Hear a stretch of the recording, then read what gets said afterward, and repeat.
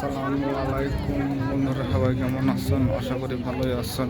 আমি এই মুহূর্তে আছি রাজশাহী শহরের অন্যতম প্রাণকেন্দ্র জায়গা বঙ্গবন্ধু সাফারি পার্কের পাশে অবস্থিত আইবাদে।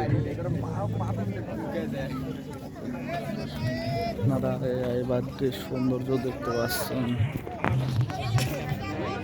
একটু জুম করে দেখানোর চেষ্টা করি।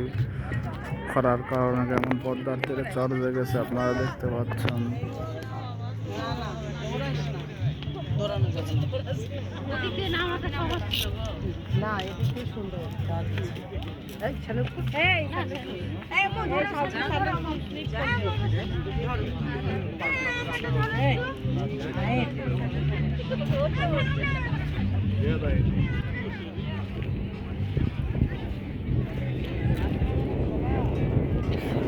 জায়গা আপনারা দেখতে পেলেন।